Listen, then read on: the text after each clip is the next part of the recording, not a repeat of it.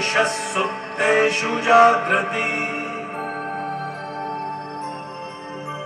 य एष सुप्तेषु जागृति कामं कामं कामं कामपुरुषो पुरुषो निर्विमाणः निर्विमाणः तदेव शुक्रं तद्ब्रह्मा तदेवामृतमुच्यते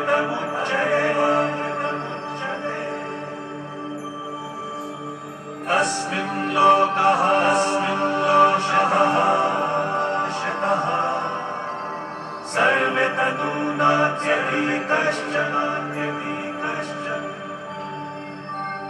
एतद्वैता एतद्वैता एतद्वैता एतद्वैता एतद्वैता एतद्वैता.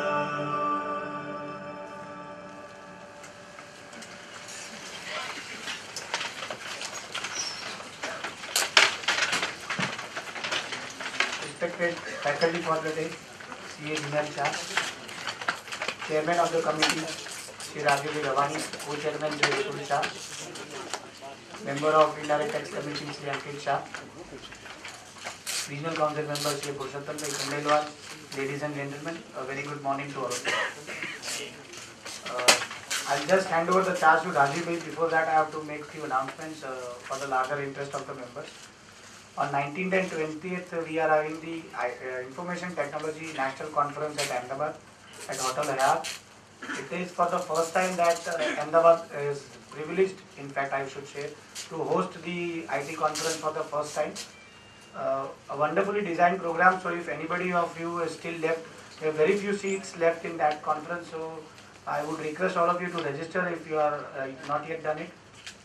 And on the 27th and 28th, we have a national conference on GST at Sardar Patel Smarak. GST is seeing the light of the day, so it's a in thing, the next big thing in the indirect tax regime. So I would request all of you to take a big participation in this. The seats over there are also filling up very fast. I would request all of you to get registered in that. 15th August is Monday, and we are having our flag hoisting ceremony at 9 a.m. in the morning. So I request as many members, if you could come for the flag hosting, it would be nice of you. With that, I hand over the charge to Rajeev.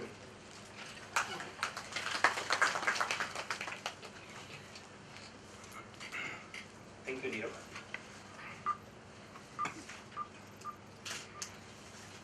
CCM and faculty for the day, Mr. Dhinal Shah, Secretary Nirav, Co-Chairman of the International Tax Committee, Rutul, and the member Ankit, Regional Council member, always present and always supportive, Purushottam Khandelwal. Members, a very good morning to you all. I am here not to take much of your time, neither there will be introduction of the speaker, because the pricey asset, Dhinal, doesn't require any kind of formal introduction.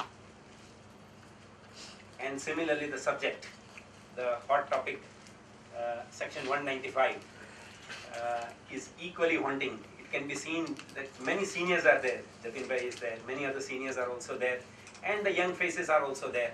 So it is still the most, probably one of the most haunting subject as far as the Income Tax Act is concerned.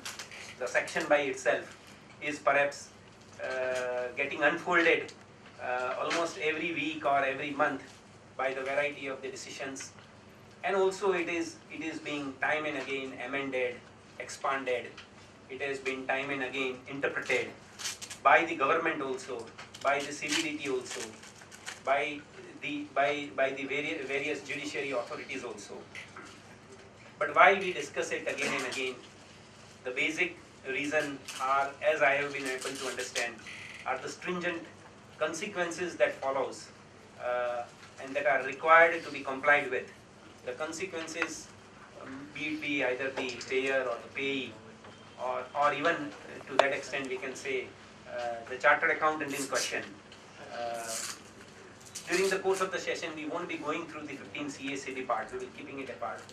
But that again is one of the basic administrative kind of requirement that we are supposed to take care, and for that the basic knowledge of section 195 and the interlacing of the section with the variety of starting with the DTAA, starting with whether the PAN is there or not, the TRC is there or not, the circumstances changes along with the change in the overall, I mean the result will change, the interpretation will change in along with the change in what are the present facts of the case, and hence perhaps this requires a revisiting of the subject again and again.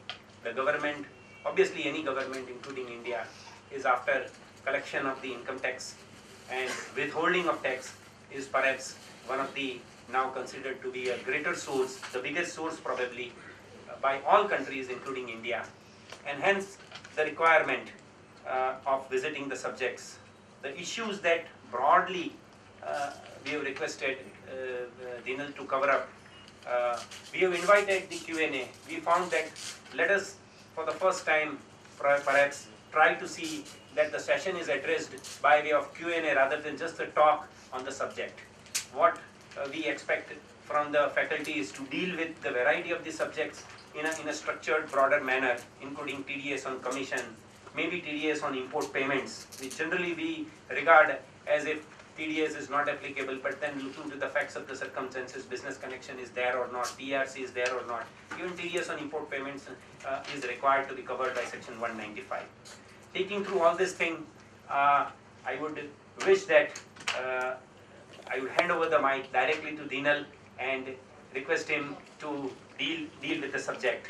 But before that, I would request Nirav to join with me in offering the bouquet and memento to Dhinal.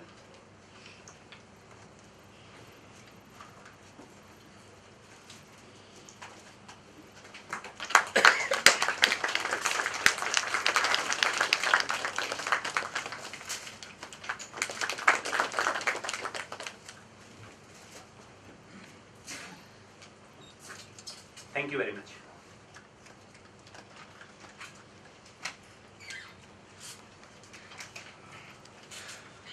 Nirav Choksi, Secretary of the branch, Rajiv, Rutul, Ankit, seniors in the profession and friends. Rajiv એક વાત બહુ સાચી કીધી કે question આન્સરમાં જેને genuine question છે એટલા જ આવે છે, સીપી વાળા નથી આવ્યા.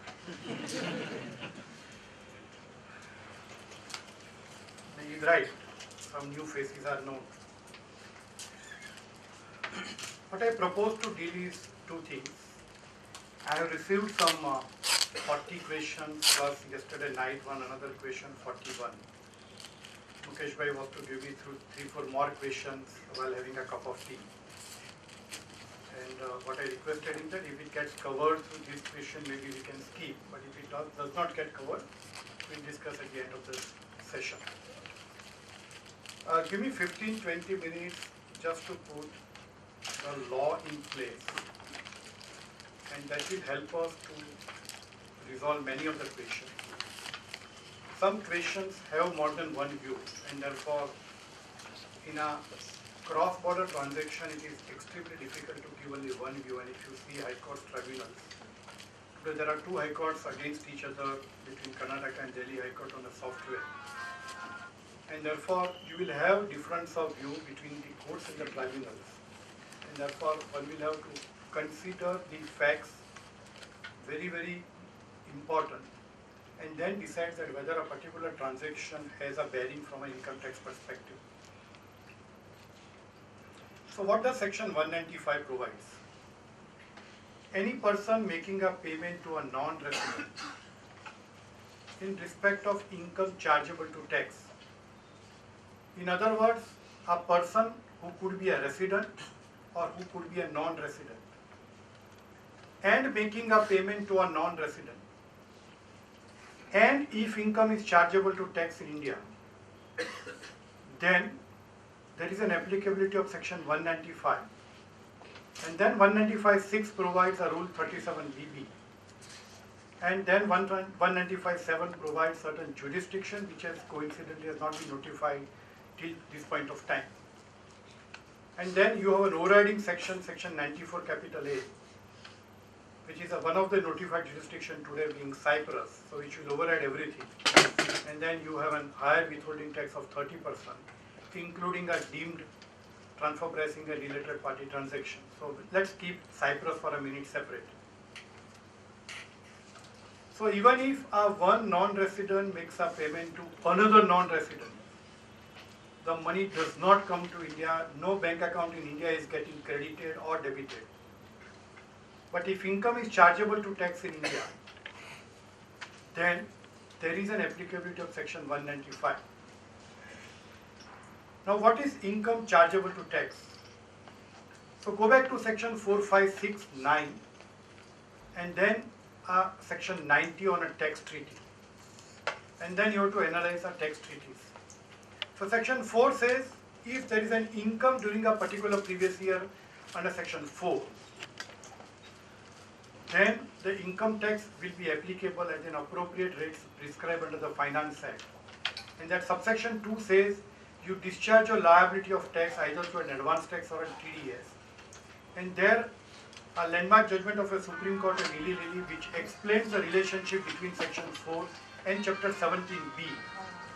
That this is a charging section and the chapter 17B on a TDS is an administrative procedural provision.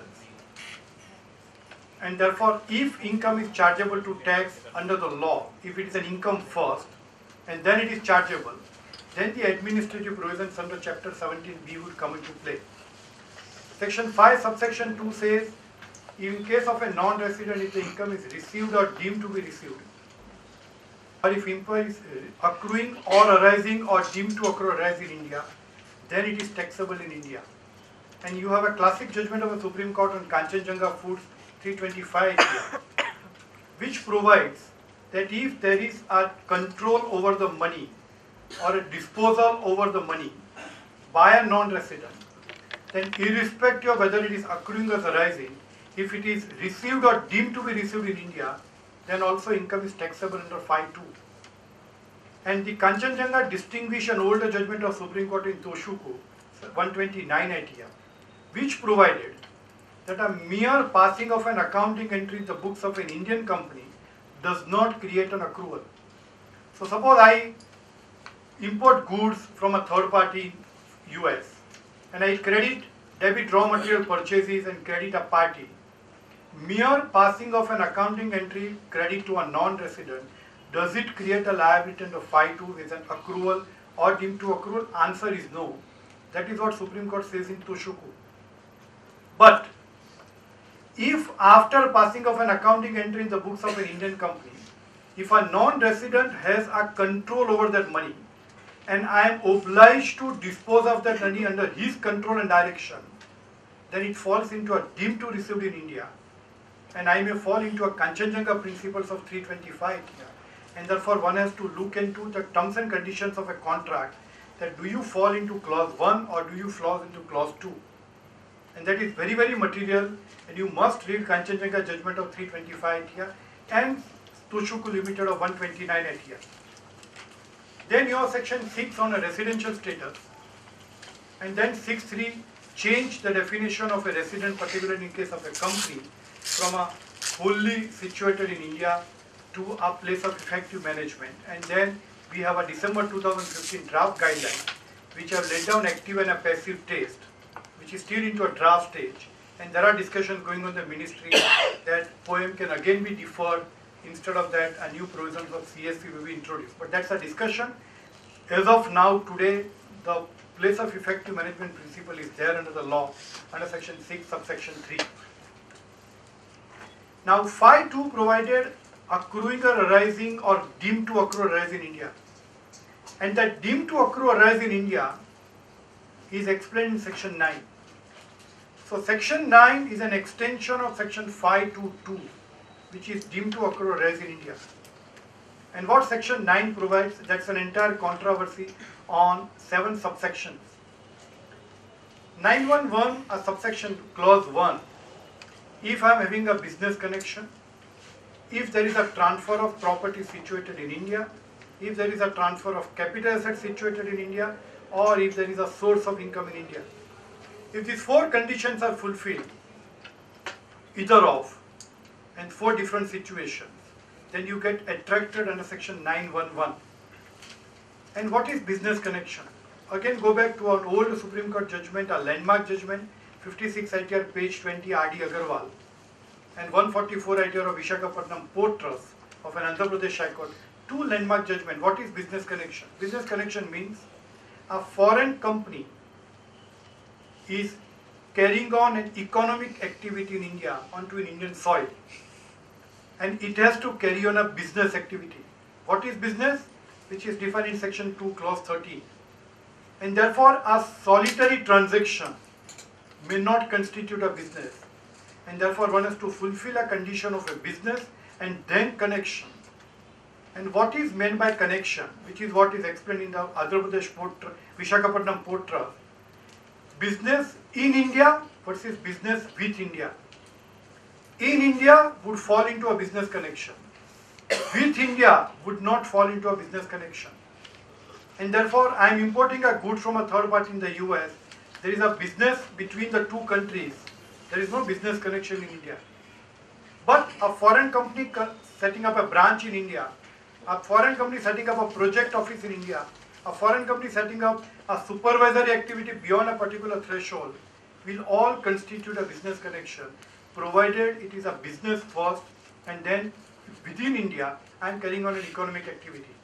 And then one of the explanations provides what is called a dependent personal agent, which is called dependent business connection, where instead of I coming to India, I appoint an agent in India who has 3 alternative powers to do. 1, habitually secures contract on my behalf, he stores goods on my behalf and delivers regularly, and he has an authority to conclude contract. Whatever he signs is binding to a principle in the foreign country. So BMW Germany wants to sell product in India, and they appoint Parsoli Motors to secure contract on his behalf and conclude contracts on behalf of BMW Germany. Then the Parsoli Motors can constitute a dependent personal agent, but if it is an agent in a regular capacity as an independent agent, so Parsoli is an agent for BMW, Mercedes, Skoda, then he may not constitute a dependent agent because I am not dependent on BMW. So depending upon the contractual conditions and a functional activity, one will have to decide, do I fall into an explanation of business connection? A transfer of a capital asset situated in India. So a UK company holding shares of an Indian company transfers shares of an Indian company to a US company. US company making a payment to a UK company directly in respect of a company situated in India. And as per law, the registered office is the place where citers of the shares are situated, and therefore the capital asset is situated in India, and therefore though US company is making a payment to a UK, the income is chargeable to tax in India under 911. Similarly, in case of a immovable property, or similarly in case of a source of income in India, then you attract section 911. The second category is 912, which is salary. In case of a salary, it is a place from where I am rendering the services and not the place where I am receiving the salary. So a foreign expat coming to India, rendering 100% services to an Indian company, receiving 75% in India and 25% in the foreign country, the Indian company has an obligation to deduct TDS under 192 on the entire 100 rupees. How do you do mechanism, practical issues, these are separate. But under 912, if a foreign employee or an employee is providing services to India 100% to an Indian company, irrespective of the place where he gets a salary, he will have to deduct TDS on the entire 100 rupees under 192, and that is what exactly the Supreme Court holds in Illilili, a classic judgment on the place of rendering services under 912. 913 is a government, 914 is a dividend which is not applicable, 915 interest, royalties and fees for technical service. Interest. What is interest? Is defined in section 2 clause 28a, monies borrowed or debt incurred. And what is debt incurred? Again, if you have interest, just go back to our Gujarat High Court judgment of Vijay shipbreaking, which has been reversed by Supreme Court because of retrospective amendment. But what is debt incurred is explained by Justice Abhichandani in that judgment of Vijay shipbreaking. And it's a classic judgment to understand the financing and a debt incurred terminology from an accountancy and a tax perspective. So if it is an interest falling under the definition of 2 clause 28A, and if the funds are utilized for the purpose of business in India, then you fall into a deemed to accrual basis on the basis of section 9(1) clause 5. So the general question which many people have, that I import from a third party on a 90 days or 180 days credit, and he says that the invoice is $100 and the interest on the extended credit limit is $20, my invoice is $120, whether that 20 constitutes a part of a purchase consideration or whether the 20 constitutes an interest liability.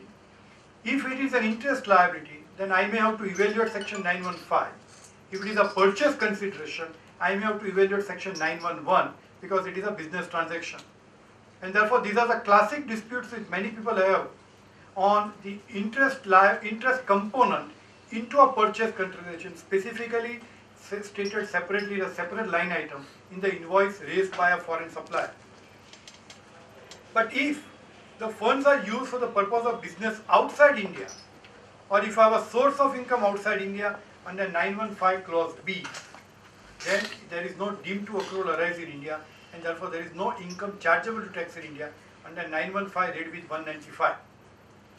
Then you have a royalties and fees for technical service. Generally, as a layman, a royalty means a payment for right or right to use. So if it is a pure transfer of goods, transfer of an ownership, I go and buy a brand Vodafone and I pay $20 billion for purchase of a brand Vodafone. It is not a royalty. It is a pure purchase and sale transaction.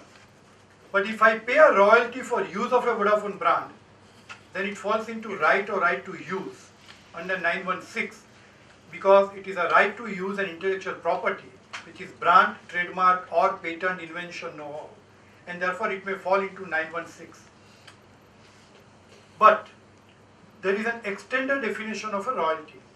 It says even if you make a payment for a scientific industrial equipment use, and the classic example is a server use. Many MNCs, Indian offices are allowed to access the global server, and the foreign company recharges back the per usage charges on the cost incurred by the foreign company on the use of a server. In all those cases, you will fall into a royalty definition because it is a use for scientific and industrial equipment.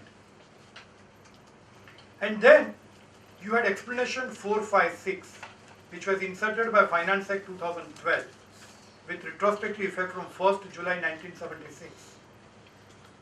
Explanation 4 provided, and a classic controversy on a software, that whether a purchase of a software like Microsoft 2008 edition or off-the-shelf software which I go and buy in the market, does it amount to a royalty?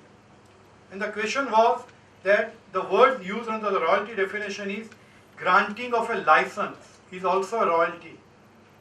And therefore that granting of a license, department was treating that software when I buy from a Microsoft, if you see the license conditions, it is nothing but a licensing by Microsoft to me, only for my limited use. I can't copyright or I can't copy and give it to all of you. Otherwise it will amount to a breach of a Copyright Act.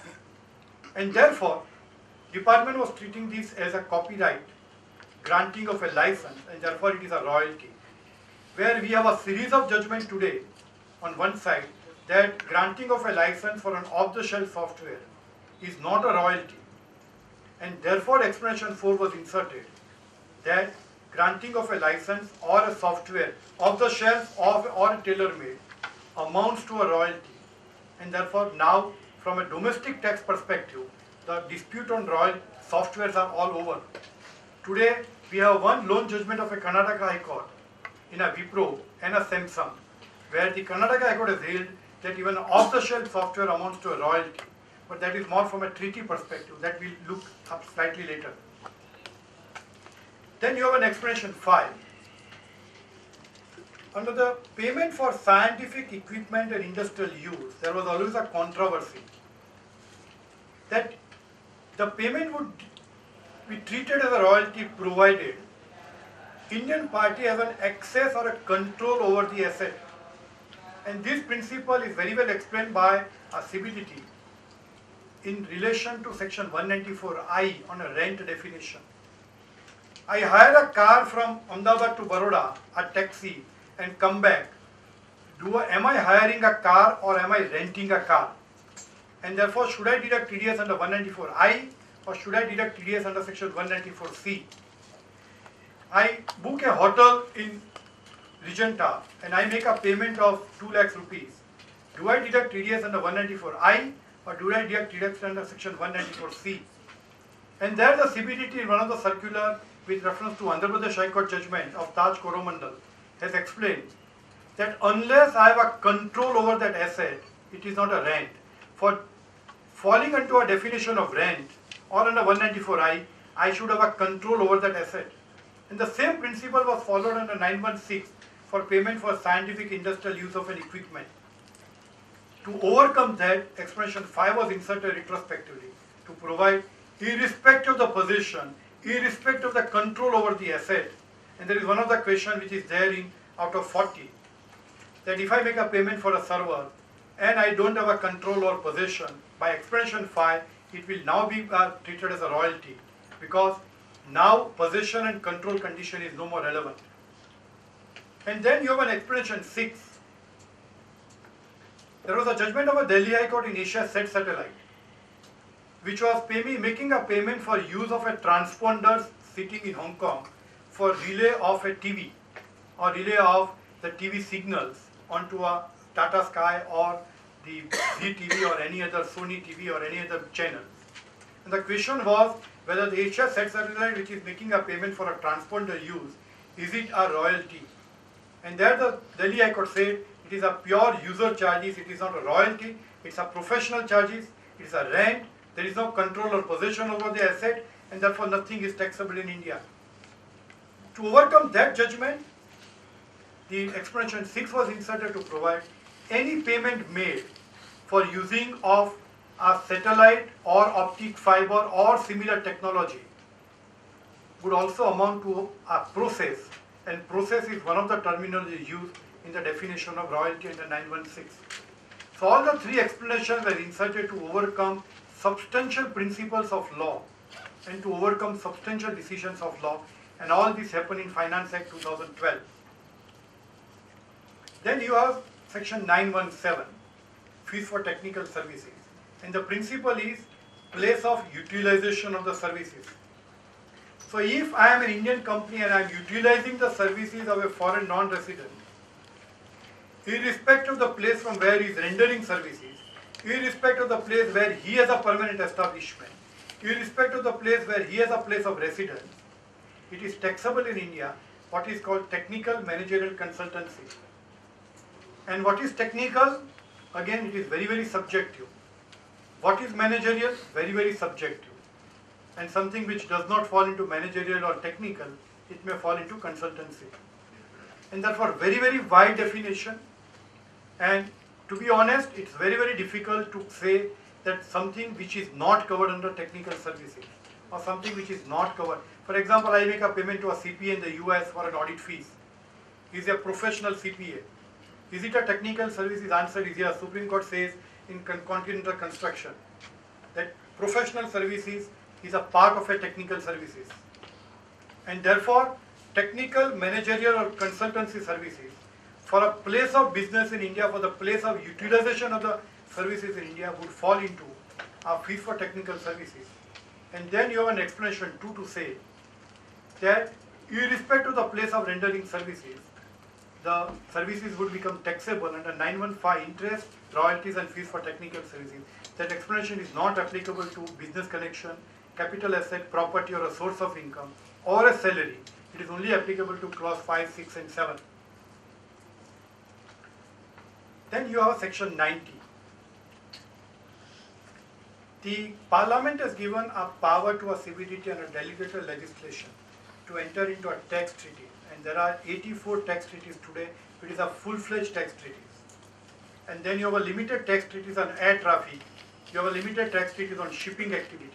And there are limited treaties on exchange of information. After all these black money huge, the Supreme Court setting up a SIT and all in last 5 years. there are almost 15 plus exchange of information articles with all so-called tax havens, like Isle of Man, Cayman Island, British Virgin Island, and other countries, for the purpose of exchange of information. Section 90, subsection 4 provides, subsection 3 provides, that taxpayers have a right to opt between a domestic tax and a tax treaty, whichever is beneficial to him. And what does it mean? I'll take a slightly later. Then subsection 4A provides that if a non-resident wants to avail a treaty benefits, then he has to fulfill certain conditions. One of the conditions is a tax residency certificate. And then you have Form 10F for the purpose of if certain particulars are not covered in the TRC, then the non-resident also have to give a self-declaration into Form 10F. Treaties are nothing but a commercial agreement between the two parties. It's a pure, like your client, you enter into a commercial contract with third party for sale or purchase of goods or services. That is what two countries sit together and negotiate. What will be the share of revenue which each country wants? And there you have a source rule, you have a residence rule.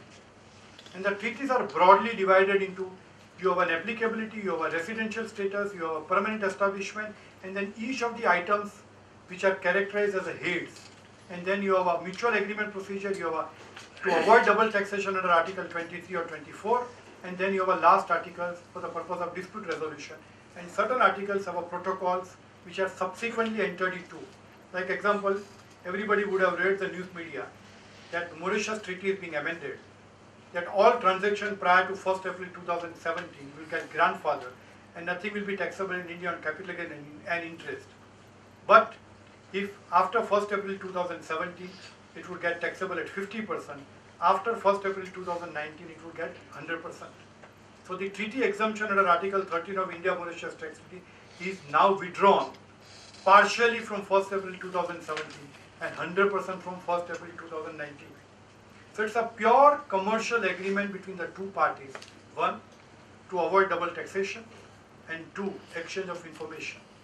These are the two ultimate objectives of the entire tax treaty. Like you have a foreign tax agreement, foreign trade agreements, that if I purchase a copper from a particular country, my import duty will be 0. But if I import the same copper from another country, my import duty may be X percentage. You have an investment protection agreements, investment attractive agreements. Vodafone and the government of India is fighting on that investment agreement between India and Netherlands into an arbitration into an international court of justice on the same issue on the section 911 on the Vodafone dispute. So there are separate commercial agreements between the governments. One of them is a double tax avoidance agreement. Now practically, how should I go about? My first step under 195 is to determine what is the character of a payment. And that's the first step one will have to decide. If I can't decide what is character of the payment, then I cannot analyze which section to lay on. And let's take a classic example of one of the questions is there on commission payment, which is everybody has day in, day out issues.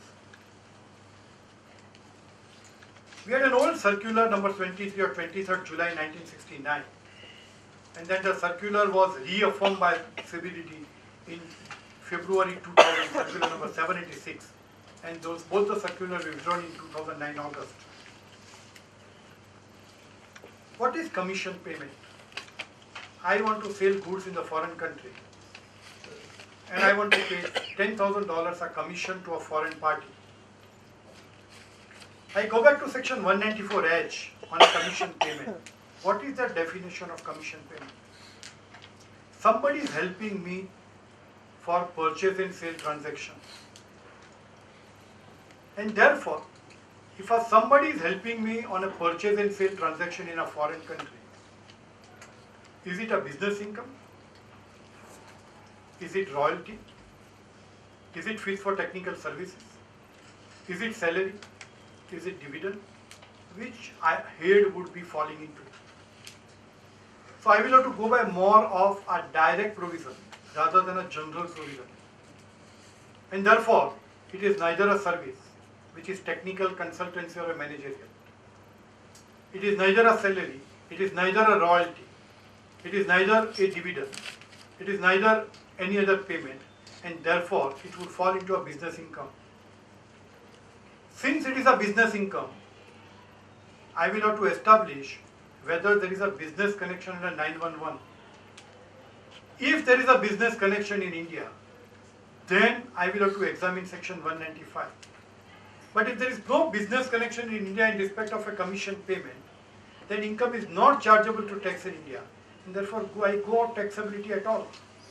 So the first step is that whether income under which head it would fall, based on your correspondence, based on your agreement, based on your conduct, based on your other material evidences available. You can't go by an oral statement of your client that, sir, this is commission. I was talking to some commissioner 2 days back in Lucknow, and he says everything said it is commission, but if you see document, everything was a marketing and a technical services. And therefore, so there is a very thin line distinction between a pure commission payment and a marketing services.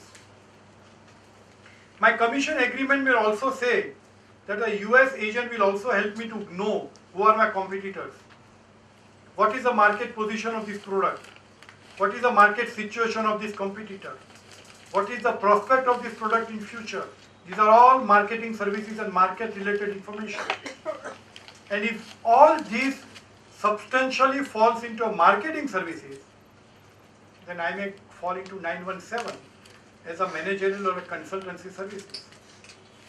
And in that case, it is for the purpose of business in India, a source of income is India, and I may fall into 917 rather than into 911.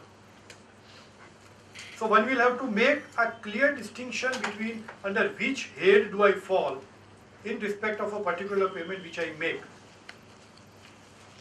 So first is characterization of a payment. Second, what is the applicability of a domestic tax? One, either under section 5 or under section 9. Or there are certain deemed provisions like 44 BB on shipping activity, certain oil and gas industry related payment. These are all deeming provisions under section 44 BB, BBC, BBD and etc. If answer is yes, that there is an applicability of a domestic tax and income is chargeable to tax, like marketing services, because it falls into 917, then I have an option to go to a tax treaty. If income is not taxable under domestic tax, then it's a full stop. I did not go to a tax treaty. Treaty cannot create a liability. Treaty is only to avoid double taxation.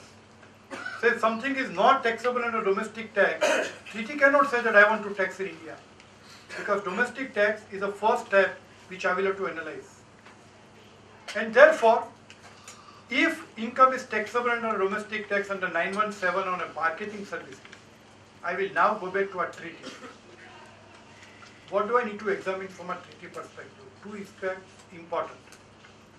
And let's take an example of an US. First, the non-resident has to be a resident of one of the countries, and therefore he has to be a resident of the US. So 1, Article 2, Article 4, he has to be a resident in US. Then only I can access the treaty. And I'll give you a slightly different example. I borrow from Citibank Hong Kong and I make a payment of interest to a Citibank Hong Kong. Can I access India-US treaty because Citibank is a US-bound, US-based bank? The answer is yes. I don't need to go to India-Hong Kong. I need to go to India-US because he's a tax resident of that country and he's not a resident of that country. And therefore, one of the important is a residential status under the treaty. And the second, under which head it would fall. Marketing services would normally be fall into Article 12, which is called technical and consultancy services. And therefore, again I go back to Article 12.4, which says technical or a consultancy services would be taxable in India. The words used are may be taxed in India. not exceeding 15%. There, one of the clause under Article 12(4)(b) which provides that the services should be made available to an Indian party, then only it becomes a technical services under Article 12(4)(b). If it does not make available, then it is not a technical or a consultancy services under Article 12(4)(b). And what is make available is explained in the protocol to an India-US treaty. There are almost 11 examples given in the treaty. And please go through at your leisure. I am not taking your time on the protocol. Under make available, in this case, it may not make available in India as services. And since it does not make available in India the services of a marketing, it is not taxable under India-US tax treaty. And since it does not get taxed under India-US tax treaty, I will say that under 195, Read Section 9, Read Section 90, the income is not chargeable to tax in India, and therefore I can remit the amount without payment of any TDS in India. Suppose it does make available, then which rate to apply? Under the Finance Act 2016 and Section 115 capital A, the royalties and fixed for technical services are taxable at 10%, whereas under Article 12 the rate of taxation is not exceeding 15%. And therefore, whichever is beneficial under 90 subsection 4, I want to avail 10% TDS under the domestic tax, I will deduct TDS at 10% in respect of Section 115 capital A, and I will remit the amount to a non-resident, 100 rupees minus 10 rupees, 90 rupees remittance under 15 CB, 15 CA. But two things you have to take care. One, if you apply a domestic rate of taxation, the applicable surcharge and education 6 will get attracted under Section 2 of the Finance Act. But if it is a tax treaty, then under Article 2 and Article 4, it says tax includes surcharge and education sales. And therefore, if I am applying a treaty rates, I may not increase the treaty rates by surcharge and education sales. So these two distinctions, well, we have to keep this in mind. So the step 1, characterization. Step 2, taxability domestic. If answer is yes, taxability under a tax treaty. If answer is yes, then what is the rate of taxation? If under step number 3, if answer fails, then nothing is taxable. I don't need to go to a rate of taxation. And then you have Section 195 capital A, which provides grossing up of a tax. So there are certain contracts between the two parties commercially that the resident payer will bear the tax cost. The non-resident says, I am interested in getting 100 rupees. What you do within India, I am least concerned. You pay me 100 rupees. So I need to gross up the amount such that net amount of remittance comes to 100 rupees. And therefore, if it is 10%, maybe my cost is 111. And then I will pay 10% on 111, which is 11 rupees. And then I will remit exactly 100 rupees, which is a tax protected contracts and agreements. And the last thing is Section 206AA. Subsection 1 provided that if a non-resident or a resident does not have a PAN in India, then you have 3 conditions. Condition number 1, 20%, rates or rates as per Finance Act, rates and rates as per the respective section, whichever is higher. And in this case, 115A provided 10%, whereas 20% is higher. If a non-resident does not have a PAN, then I may have to deduct TDS at 20%. Because of the Finance Act 2016, there is an amendment in Section 206AA by insertion of Section 7, which has now given a provision that even if a non-resident does not have a PAN in India, but if it complies certain conditions, which is now rule is introduced called Rule 37BC, in that case, I can still remit the amount at a 10% without a foreign non-resident have a PAN in India, and I can remit amount if I comply the conditions of Rule 37BC, and which has been recently introduced in June end. for the purpose of avoiding section 206AA. So now that dispute between 10 and 20 is gone, but you need to ensure that you comply Rule 37BC, which lists down certain information which you need to procure from a non-resident.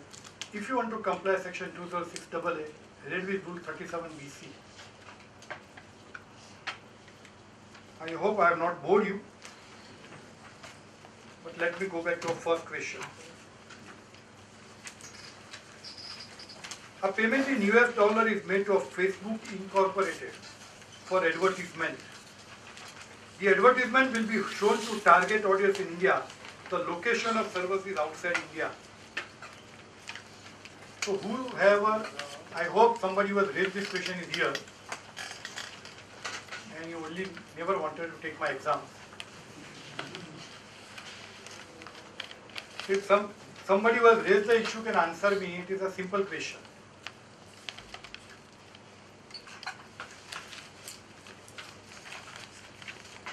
શરમ રાખ્યા વગર બોલજો બધા મારા ને તમારા જેવા જ છે.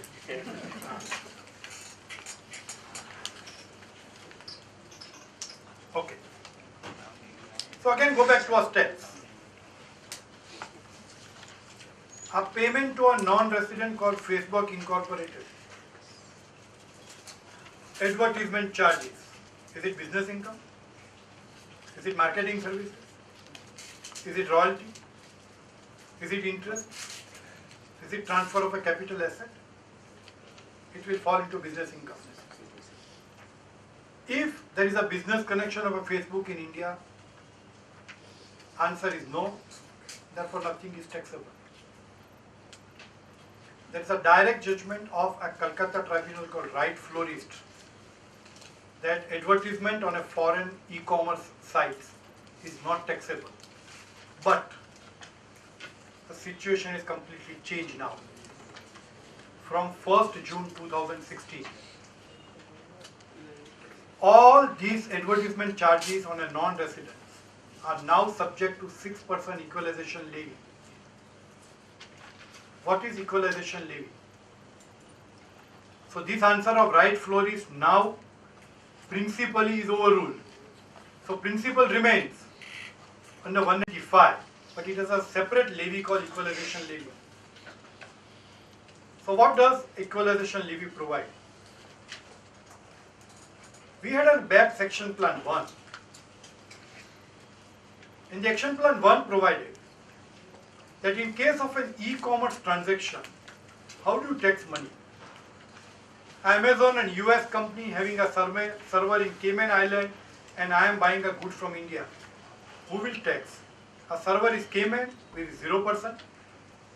I am buying goods from India and a company is situated control and management in the US or part control is in Singapore. Who will tax money? India, US, Cayman, Singapore, who? Nobody has an answer to this today. The second was certain countries like Italy introduce what is called TDS, mandatorily under the law, that in respect of a foreign non-resident making a payment for advertisement or a digital space, I will deduct a TDS by deemed provisions. And a third option under a BAP section plan was an equalization levy. So that third option, the Government of India adopted in the Finance Act 2016. That every resident making a payment to a non-resident for an advertisement on a digital space or hiring of a space or a cost or services connected with that advertisement. So in other words, I get my advertisement prepared through a technical team, through a designer, through a consultant. That cost is also part of these. And all these costs will be subject to a 6% equalization levy. And therefore I understand that certain foreign companies like Google, Yahoo have started entering into a contract in India and they are now taking money in India. In that case, it may not apply because I am not making a payment to a non-resident. And this 6% is almost like a TDS. But A foreign company will not agree to such taxes in India. So ultimately we will have to do gross up. So this cost will be your cost. And therefore when you are making a payment of 100, you will have to add 6% on gross up with surcharge, which is 6.38. So your cost is 106.38 and not 100. And you will have to pay to a government, and there are rules which have been laid down. That on a monthly basis you have to pay this equalization levy similar to a TDS provision. If a foreign company agrees to this equalization levy, maybe you remit 94 rupees. But if it does not agree, which is nothing but a tax protected contract, then in that case there is no option but to remit money with a grossing up, and you will have to claim this as an expenditure. If you do not pay equalization levy, then there is also a corresponding provision in section 40 clause A for not allowing that expenditure, and therefore compulsorily you will have to deduct equalization levy or pay equalization levy and then remit the amount in respect of all advertisement into an e-commerce platform or a digital world, including the cost and services relating to that. And then, so today if I put an advertisement into a Fortune 500 magazine, then that is not covered today. It will come after 1 year after an experience. So it's a time, because law itself has a residuary clause, other services as may be notified. So that powers are already there under equalization levy.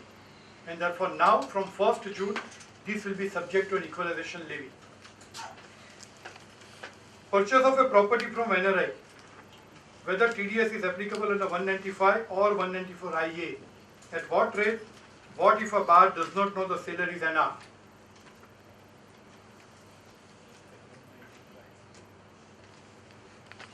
બોલો certificate એક બે તો સાચા ખોટા સહી કર્યા છે.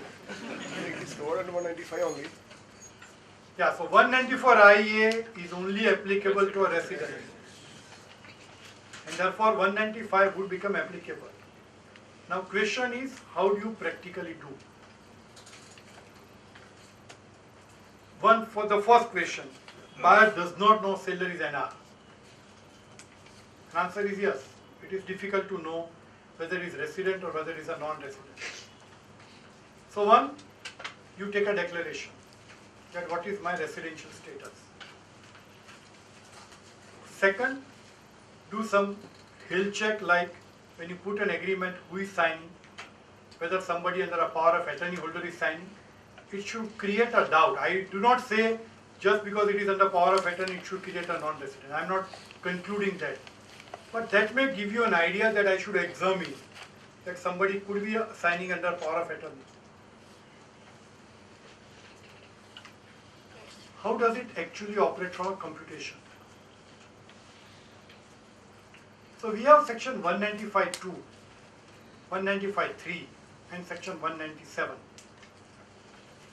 Now the distinction between 195.2 and 195.3 is that under 195.2, the application can be made to a tax department for determining the quantum on which TDS is required to be deducted.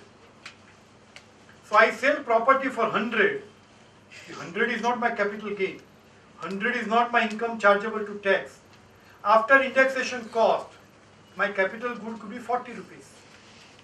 And therefore 40 is capital gain, which is income chargeable to tax, and therefore I have an option to make an application of 195.2 by giving all documents of selling price, a draft, sale deed, a cost of acquisition, working of indexation, and then the tax department can issue certificate under 195.2 that only 40 is a chargeable capital gain, and therefore at the time of these, the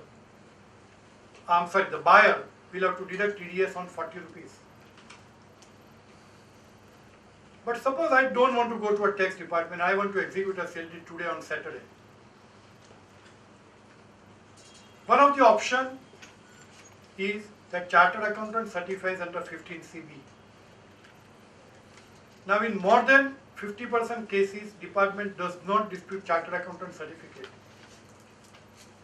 But on a practical front, many times people are not willing to share documents.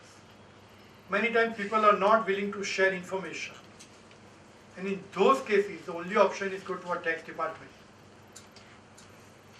And if neither of them is available, then the only option is to deduct TDS on a gross sale consideration. You don't have an option to say, I will not deduct TDS. So go and deduct TDS on a gross amount. The third situation may arise that the capital gain is 40 lakhs and the non-resident says that I want to invest into a rural electricity bond because that is also allowed by a non-resident. And therefore you don't deduct TDS.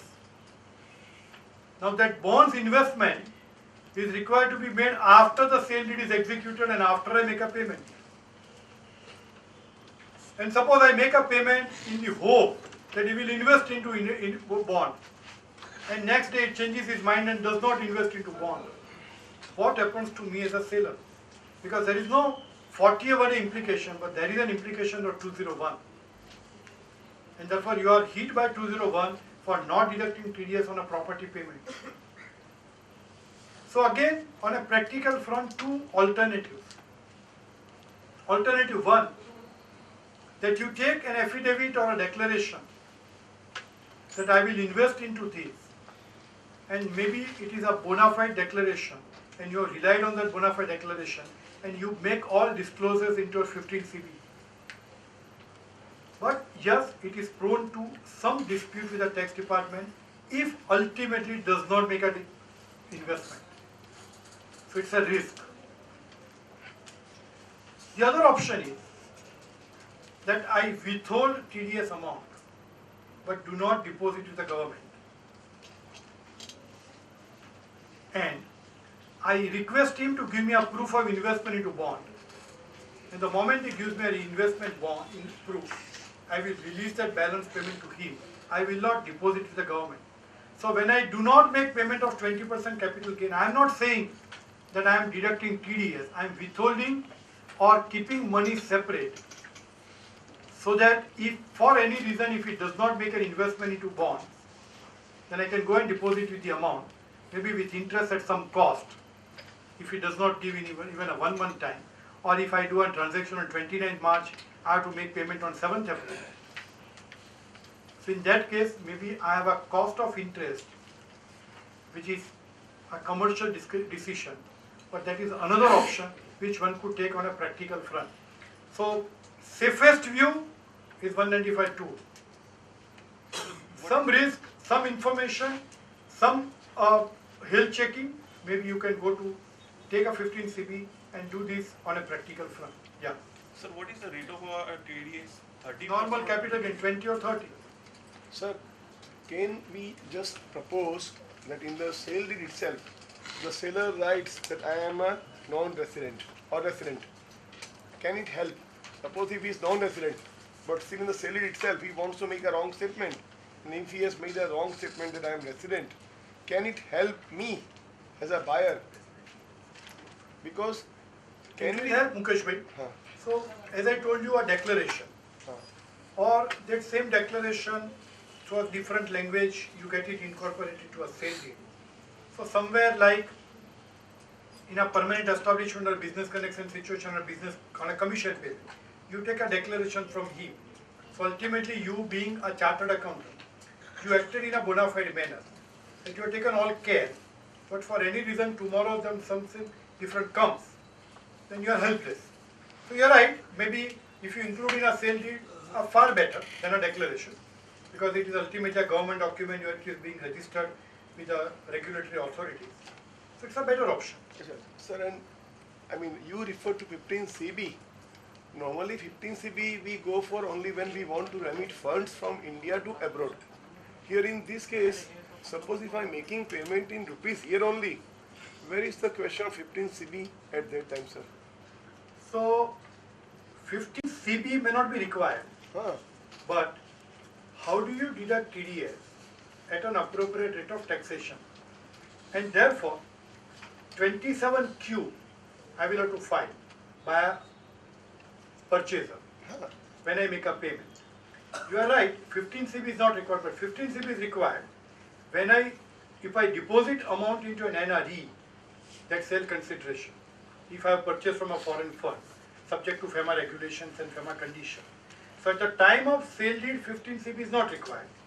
But as a chartered accountant, I can give a computation on my letterhead that I have verified the document, I have verified the cost of acquisition, this is an index cost, and this is the amount of capital gain on which purchaser is relying and making a payment to a seller after deducting a TDS. So that is more on the principles that chartered accountant is certifying the capital gain without going to a tax department of 195.2. So 195.2 is not a mandatory condition for a purchase of a property transaction. Sir, Whether 15 CG is required when there is a mention in the deed that he is a resident of India and you are transferring fund outside India. So okay. So if he is a resident, It is then mentioned. 195 itself is not applicable. Yes, yes. 194 IA would become applicable. And if it is less than 50 lakhs rupees, then it is Okay. he is non-resident. The issue is he is a non-resident. At the time when he makes payment or when he executes sale deed, at that time 15 CB does not come into play at all. No, I agree. I am not disputing that.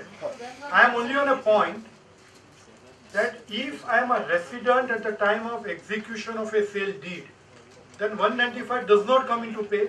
It will be 194 IA. Okay? Then I credit amount into NRO. I transfer money from NRO to NRI. NRE, sorry.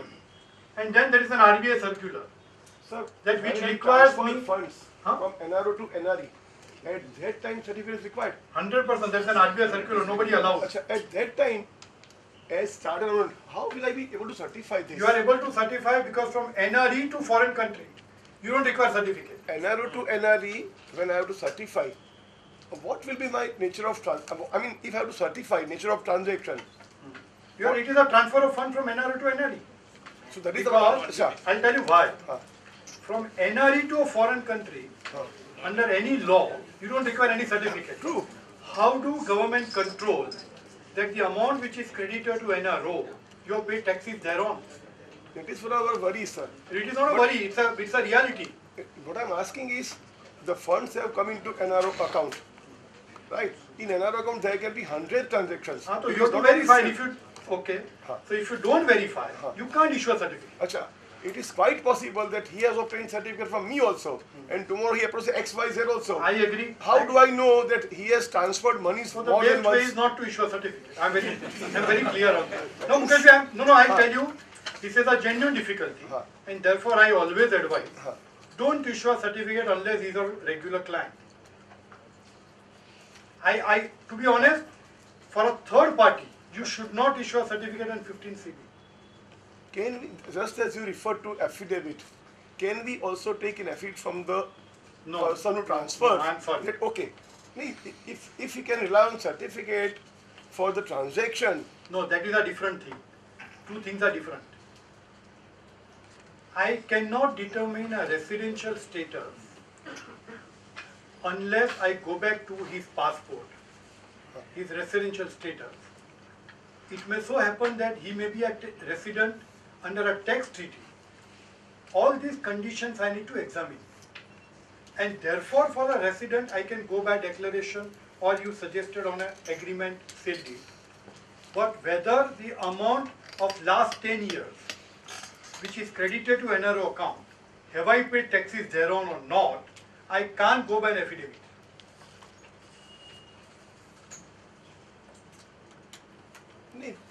that is where, because a person can have, various types of income. Yeah, so you. I am aware of one transaction that he has entered into So sale if I am filing a regular return in India, in respect of that NRO account transaction, then that is one of the evidence. I will verify his last tax return. So today if I want to issue a certificate, he would have filed tax return for March 16, which was due on 5th of August. And therefore that is a base. So, again, Huh. stretching it further. Let me also stretch before that. If for any reason he has not offered certain income in the tax return, I may not be responsible. So that is acceptable. Because I am relying on a tax return which is filed with the government of India, which is a true declaration which a taxpayer has made before a government of India in that verification. and therefore I can say that he has paid taxes on all income up to March 16 by filing a tax return. See, sir, again, when I am filing return of income, I am not verifying his passbook.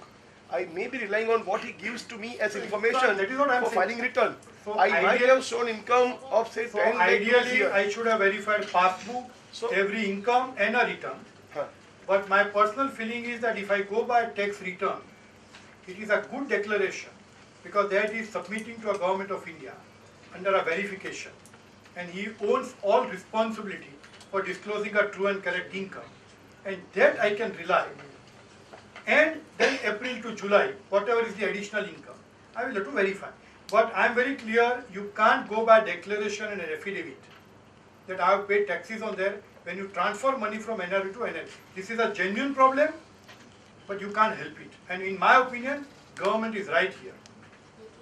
In a case when there is a 1 crore rupees in a passbook and you have returned in the last year 10 lakh, 15 lakh rupees as income and you are transferring only 15 lakh rupees out of 1 crore rupees, whether you have to verify whole 1 crore 100%.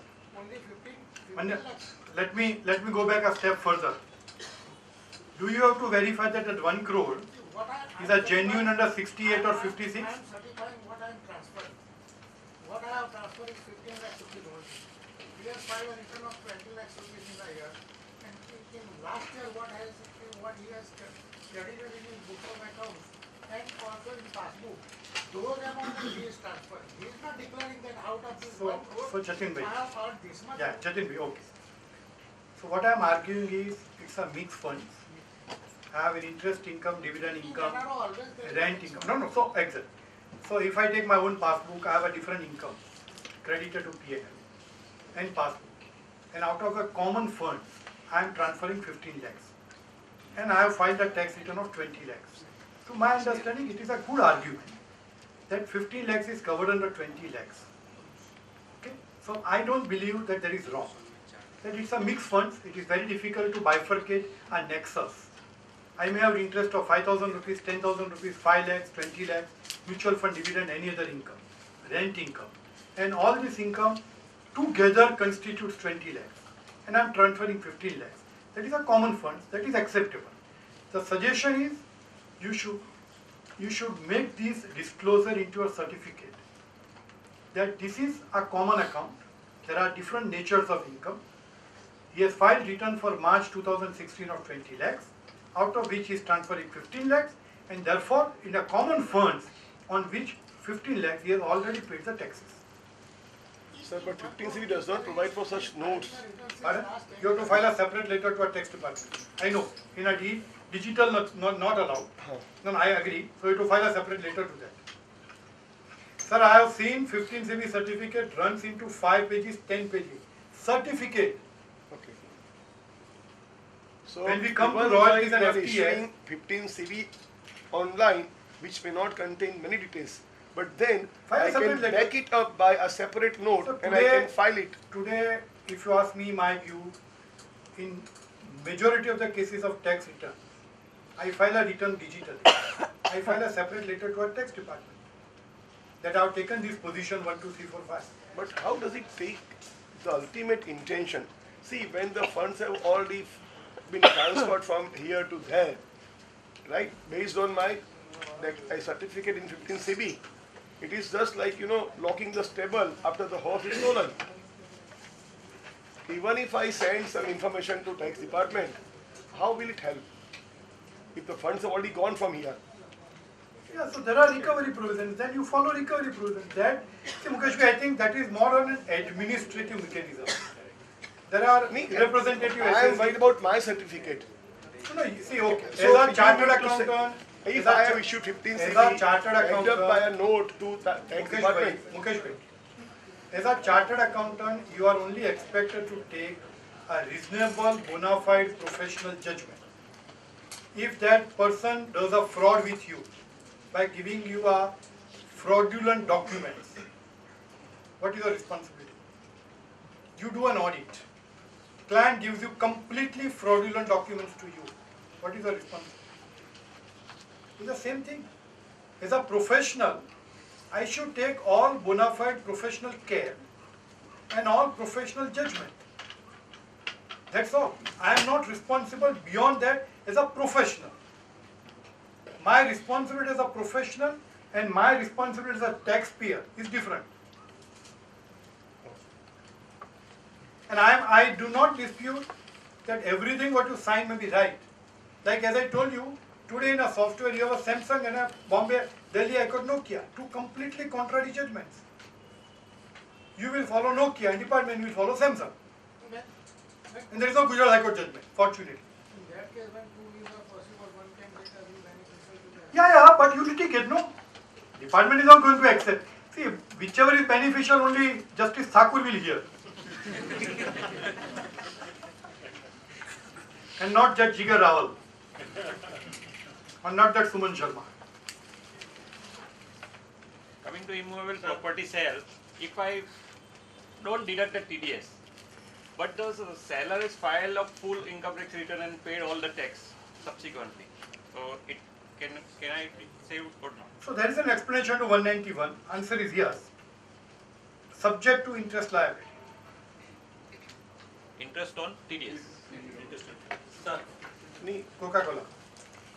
Hindustan Coca-Cola. Based on non-deduction by buyer, right? And if subsequently I pay the tax, that is all for 40A1, eh? But in a property there is no 40. No 41. No 41. Sir, in this case, similar case, till now I was hiring the property and taken it on rent, and the non-resident had given me his PAN number for deducting the TDS. Now there is an agreement for sale, and the CA says, since you have CA of the seller, that since you have the PAN number and you have to transfer the funds in his resident account, and he gives me the indexation calculation. So should I rely on that calculation or should I verify it and not deduct any tax? So that is what exactly I said. 100% correct and a safe position is 195.2. Then you don't have any dispute. And department in Ahmedabad does give certificate in a week's time. It is not taking that substantial time. Is it appealable? That order under 195.2 can be appealed against? Yeah, provided you have paid the taxes under 248. Under 195.2, if the CIT says that on this transaction you have deduct tax at source, let us say 15%. I had my calculation according to which it came to hardly 5%. I have yet to enter into transaction of sale of property. Can I file an appeal against No. this order? Go to High Court. Okay, so only its jurisdiction. So safest position is 195.2. You can take a calculated professional judgment by relying on a chartered accountant certificate. And so for example, commission payment. I know many people in Ahmedabad, they do take certificate from a tax department under 195.3 or 197. And that is possible. But I don't want to go to tax department for series of payments. Time consuming, costly affair. And therefore I don't want to take it. And maybe out of 10 cases you will take it in 2 or 3 cases. Sir, again, in sir, we are on 195 the to second question only. Can you move forward to the subsequent questions, please? Payment to Euro in non-resident foreign companies for sponsorship event to be held in India or outside India. In India taxable, outside India not taxable. Payment of membership fee for International Association of Suppliers, answer is no, not taxable. Payment in foreign currency to non-resident for space in exhibition, answer is no, not taxable. Because it is a business income. It is neither royalty, nor services, nothing. Here there is also held in India. Yeah, so in India taxable, outside India not taxable. Payment in foreign currency to a non-resident foreign company for design, construction or exhibition. Now here, I don't know, somebody also called me before a few days, exactly on the similar question. That I want to participate in a Germany Hanover fair and I want to pay a lakh of dollars for an exhibition which includes everything, designing, construction, space, everything. Not taxable. But he says, I will charge 20,000 for space, 20,000 for consultancy for designing, 50,000 for designing, 10,000 for any other thing. What will happen? So there is a split of $1 lakh. If I am able to establish that this is nothing but a split, but my overall contract is $1 lakh through our commercial terms and conditions of the agreement, the answer remains not taxable. But if it is not a same contract, it is a completely 3 different contracts with 3 different parties on a commercial basis, then as far as designing construction activity again not taxable. Pure designing activity, somebody can argue under 917 of technical fees because it is for the source of income in India, for the purpose of business in India. I am doing an exhibition, and therefore pure design service may fall into 917. Construction service not falling, exhibition space not falling. So that should not have an issue. So either it is a contract which is one, only a consideration is split, the roles and responsibility of the party is same. In that case, not to worry, but otherwise one will have to examine purely from a designing charges, from a 917 perspective. In that case, it is not toward removal property outside India. Removal property definition is different. It is not for removal property. It is not. Designing is not for removal No. property. Designing for removal property is not there. It is not for payment for removal property. If I buy property and if I pay a commission to a real estate broker, maybe it is for real estate. But exhibition is not removal property at all. Okay, let me ask a slightly different question. A cow or a buffalo, is it a movable or immovable? Movable.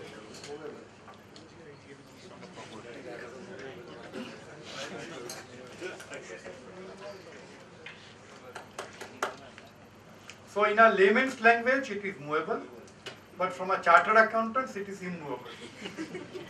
Under Article 6 of all treaties, immovable property includes livestock.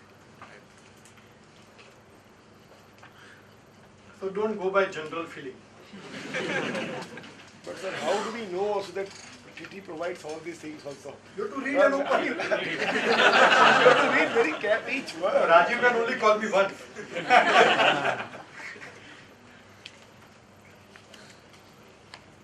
Payment to foreign currency for advertisement in international magazine, not taxable, not subject to equalization levy, because it's a business income. Foreign magazines, not taxable. So what happens when the same foreign magazine has its website where also it has the same things? So then you have to examine from an equalization levy perspective. So if it is of a digital, yeah, then you have to, so if the consideration is split, answer is yes. So if the same advertisement of a Fortune 500 magazine is also there on his website, and you are paying a separate charges or a combined consideration, then what is the substance of the transaction? Are you paying for a magazine and this is incidental? Or this is principal and this is incidental? Substance one had to examine. Payment in foreign currency to non-resident for innovation center trials, where person from an India company go to innovation center in foreign country and make trials for the machine. Raw material assistance of experts. So all these trial is a technical services. Like many pharma companies in India and Ahmedabad sends for CRO activity outside India. These are all technical services, and therefore all is taxable for the purpose of business in India. Payment in foreign currency for reimbursement of a demurrage charges. Demurrage charges per se is not interest. So interestingly, different treaties have different terminology on interest. Certain treaty says the penalty for late payment of amount is an interest, and certain treaty says penalty for late payment is not interest. And therefore, if there is a penalty for delayed payment, and if I go to that particular treaty, I may not fall into an interest definition. I may not be required to deduct TDS.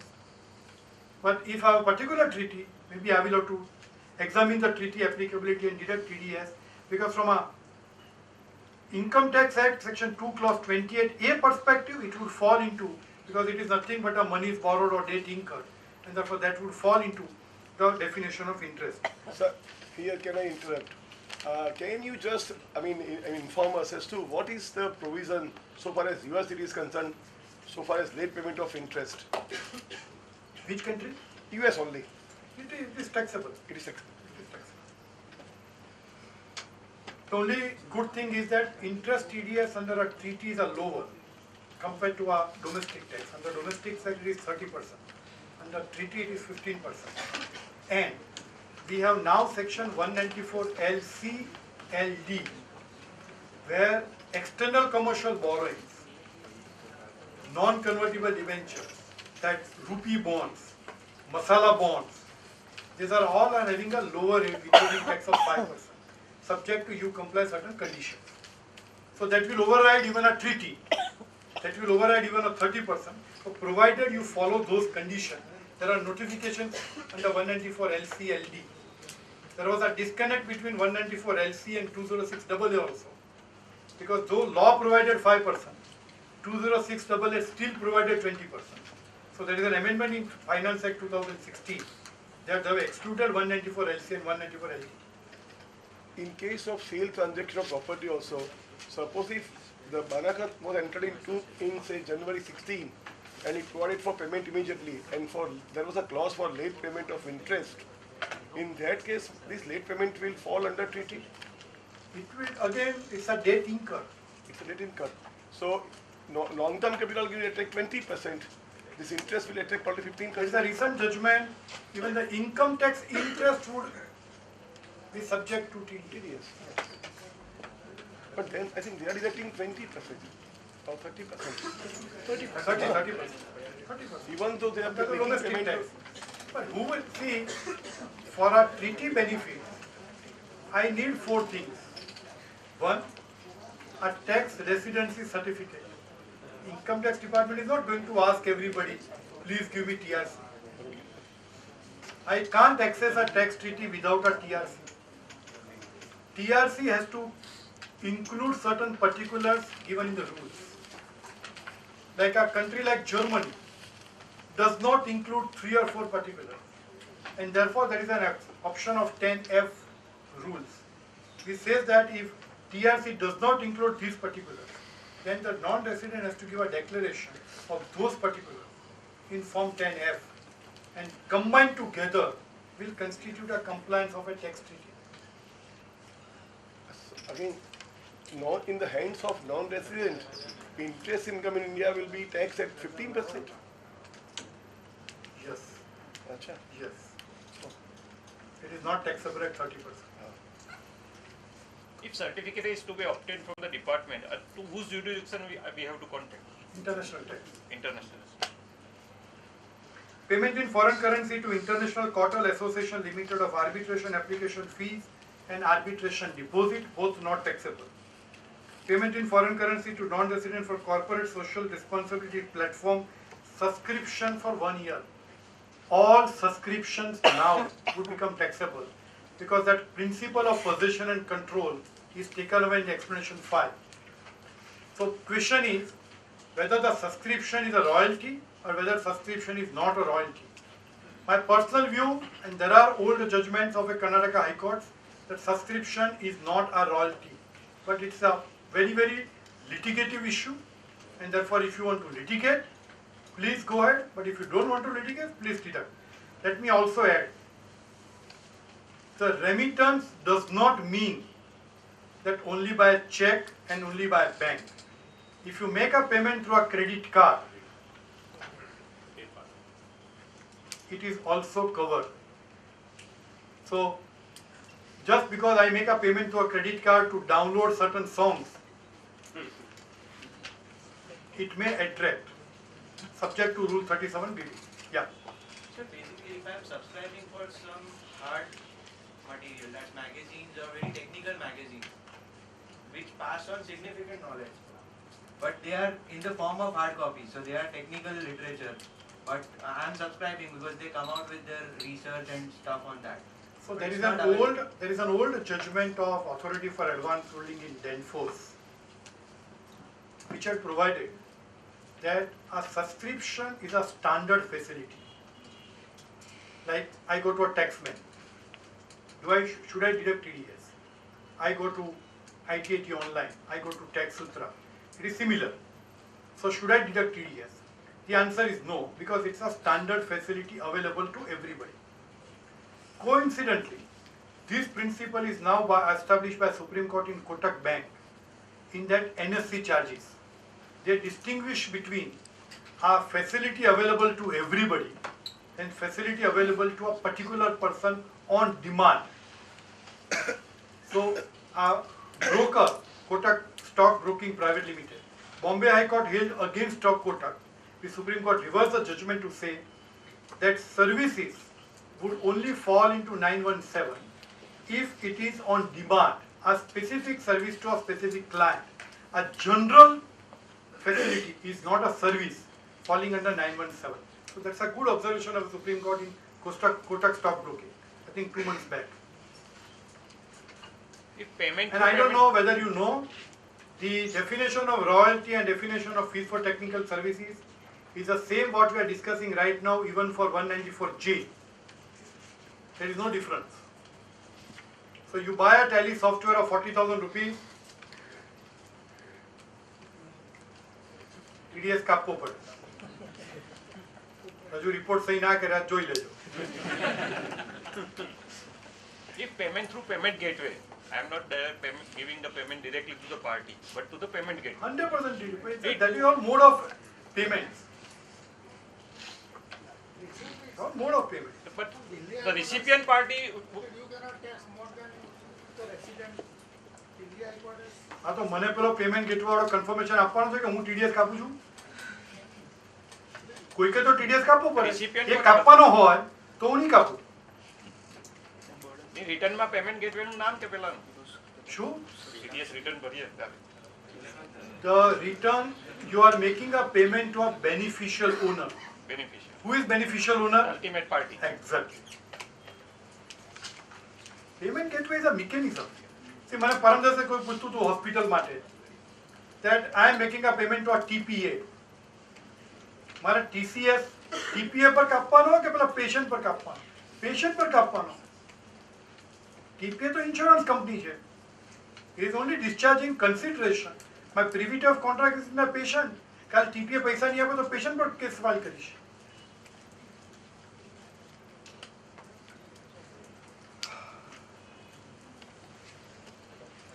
Payment in foreign currency or non-resident for CSR social audit cost compensation. Let me explain it slightly differently.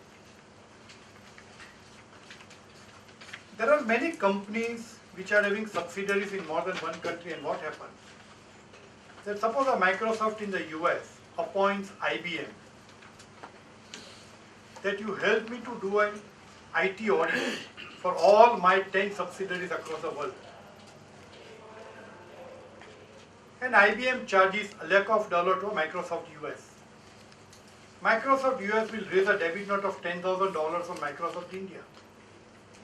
But IBM did an audit of your company, but I paid on your behalf because it is a global contract. And therefore, please pay me $10,000. Now the question is whether it is a reimbursement of an expenses or I should have examined the transaction as if Indian company would have made a payment to an IBM directly. Because otherwise, if I start taking a view that it is a reimbursement, for all allocation charges, it will become a reimbursement. And therefore, I can actually avoid a TDS. And therefore, now the trend has started with the tribunal. And number of now tribunals have started taking a view, which in my personal view is right, that I should examine ultimately who is the beneficial owner of the payment, who is IBM US. So if I would have made a payment to an IBM US independently, what would I would have done? If I would have deducted TDS under 195, I should also deduct TDS when I make a payment to my parent company. I can't say that it is a reimbursement. But a Microsoft CEO coming to India and I reimburse a travel cost or an hotel charges, that is a travel cost, a hotel charges, which is a pure reimbursement, and there is no question of TDS.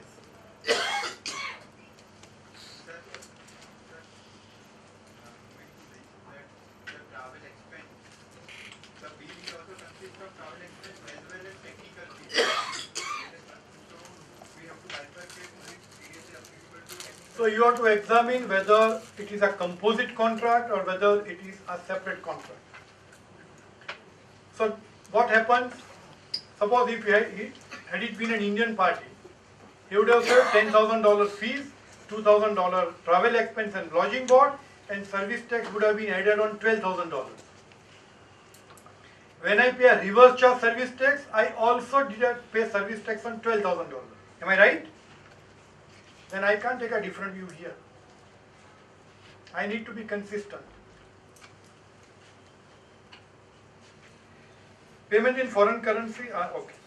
Payment in foreign currency to non-resident for commission on exports, I think we have already did. Recently there is a tribunal judgment of Ahmedabad bench, I forgot the name, which has confirmed that on a foreign commission no TDS is required. There is also a judgment of a Delhi High Court in Eon Infrastructure. There is a judgment of a Madras High Court in Fluid Chem.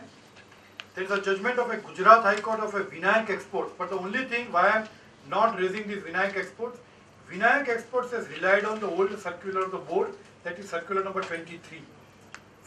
Coincidentally, that circular has been withdrawn, and therefore the government department can argue that Vinayak Exports is not applicable. But Eon Infrastructure and Fluid Chem is post withdrawal of circular, and they have confirmed the same position, which is there for a commission. Payment in foreign currency for a quality claim and weight shortage is a business transaction not taxable. Payment in foreign currency to who comes in India to train the employees, training fees taxable. It is all technical services unless you go out of make available concept or similar concepts, or you should also understand one important thing under Article 15 and Article 16. Article 15 is a independent personal service, and Article 16 is a dependent personal service. Dependent personal service means there is an employer-employee relationship. Independent personal services means it is a pure independent freelancer professional. So there is a CPA in the US, and I want to make $10,000 fees to a CPA in US. It is taxable under 917 as a technical fees, but under independent personal service, if he has not come to India more than 90 days in a year, now this 90 days I am giving an example of an US treaty, please don't go by 90 days blindly. Different treaties would have different threshold. So if he has not come to India for more than 90 days, then it is not taxable in India. The independent personal service uses the word professional, which includes CPA, lawyers, architect, engineer, doctors, etc. And therefore, there is a recent judgment of an Ahmedabad bench which has held that if it is an independent personal service and he has not come to India more than 90 days, then it does not make taxable under India-US tax treaty, though it may be taxable under 917 as a fee for technical services, subject to compliance of 90 subsection 4 of TRC and other conditions. So these, one can take view on an independent personal service for a professional services which is falling under Article 15.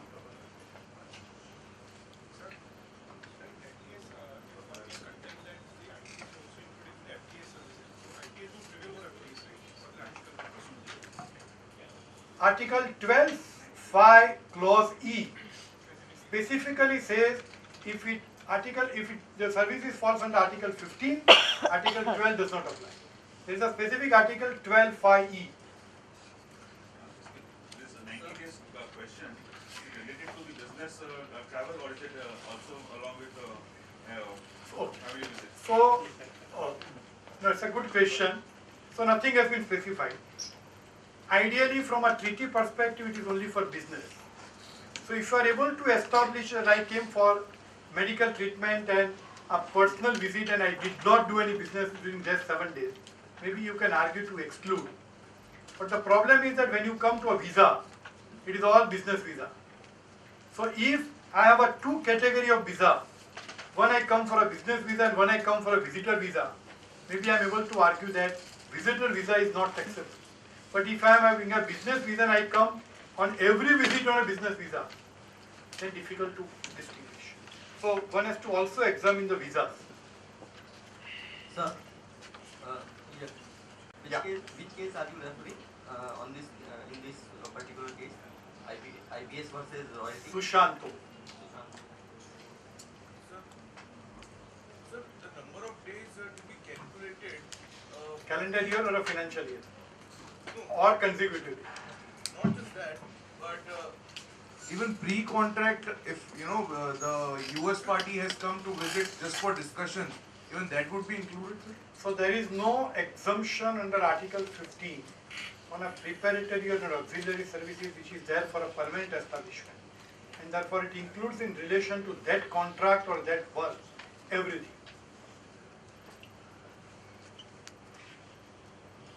Payment to foreign company, Google, LinkedIn in respect of advertisement, equalization levy. Payment in foreign currency to non-residents for various website designing and development tools. Again, it is all technical services. Unless you fall out of Article 12(4) of India-US treaty. Again, let me clarify, make available is not there in every treaty. Make available is there in US, UK, Singapore. It is not available in every treaty. So please don't go by what I say right now. Payment in foreign currency to AIR, BNB in respect of hotel booking during foreign trips of a director. And to be honest, I do not know what is AIR and BNB. Can somebody explain? It's like hotel for registering your property. Basically, it's something like an aggregator. It lists out various properties that these are available from local owners. No, not taxable. Business transaction. Payment in foreign currency to GoDaddy in respect of domain purchase and server hosting. Domain purchase not taxable. Server hosting, answer is yes. It is a use of scientific industrial equipment and therefore it is taxable. Again, let me also explain under Article 12(4). Many treaties do not have scientific industrial equipment use payment and therefore you can still go out. So all these explanation 4, 5, 6 are only for a domestic tax. So today if I purchase a software from a Microsoft Singapore, under explanation 4 it is taxable, but under India-Singapore treaty it is still not taxable. And therefore if I have a TRC and if I have a declaration under 10F, then it is not taxable again, subject to a sanction of Karnataka High Court which is against us, but whatever Supreme Court decides tomorrow. But on Delhi High Court judgment of Nokia and Ericsson and Infratel, it is not taxable as far as the software under a treaty's perspective. Sir, in this case, Microsoft Singapore, they give an option to make the payment in Indian currency to Microsoft Bangalore. So I purchased the software from Microsoft Singapore, but the payment is being made in INR to their Bangalore company. So how does that? It doesn't make difference because either you deduct under 190 for J, which is also 10%. Right. You deduct under 115 capital A, which is also 10%. But on principle, who is the beneficial owner? What is the privity of contract? Because on these, all these advertising companies, foreign advertising, have an agents in India. And you make payment to those agents, and agents remits amount to foreign country. So where all, they take a certificate from a tax department that you deduct TDS under this section, and we will deduct the TDS when we remit to a foreign country. What do you do when you make a payment to a Citibank on a card loan?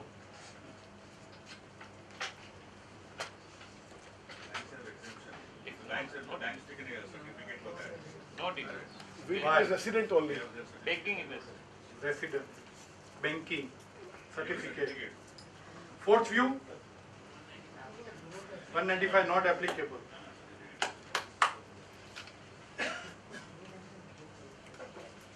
So what we have heard is that Citibank is having the registered office in India. And they have now independent companies. It is not only one Citibank US which is operating as a Except branch. Standard Chartered. Except Standard Chartered. Everybody is a branch. Except Standard Chartered. Standard Chartered is the only bank which has a local incorporated registered office. with RBI permission. Citibank, BNB Paribas, all foreign banks, HSBC is a branch in India.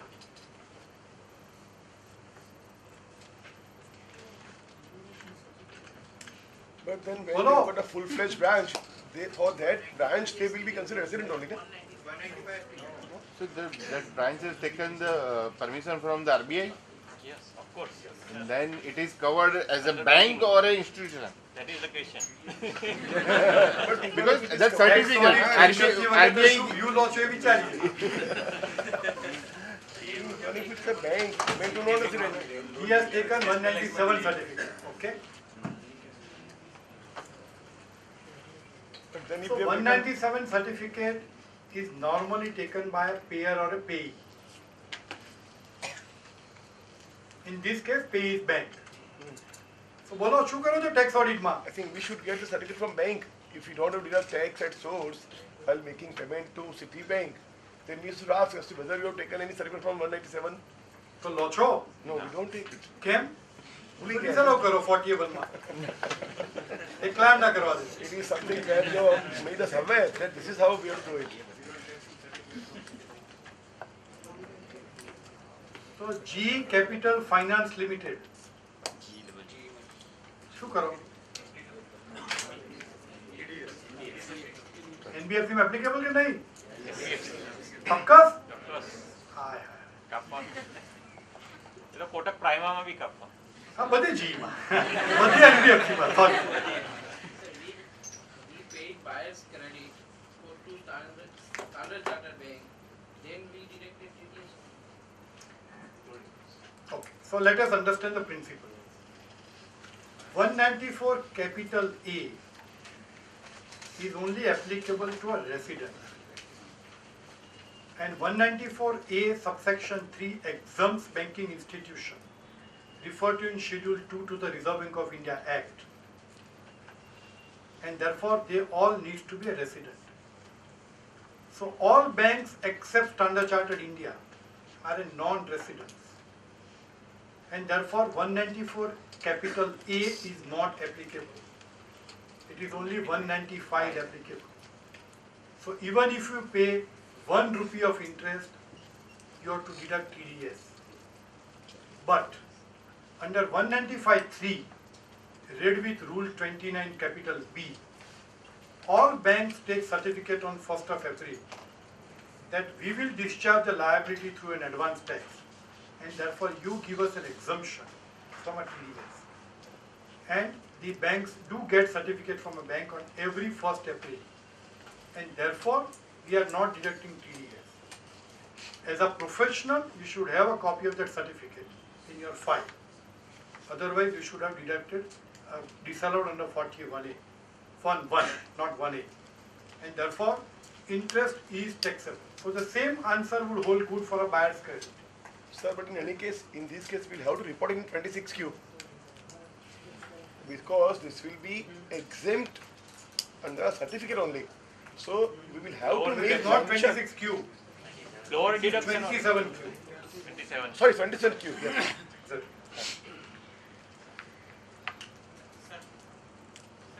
In certificate state that photocopies of these certificates shall not be valid.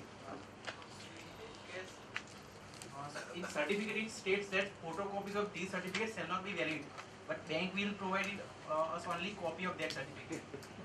Yeah, so it is fine because you see basically Certificate says that reliance is only from a fraudulent perspective. But otherwise, you need a copy. Maybe you can get the self-certification by a branch manager of that particular bank.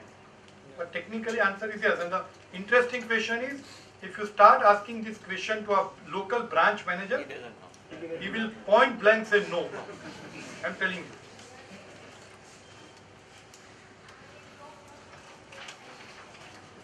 बाहर बैठी क्या? કોના मारा.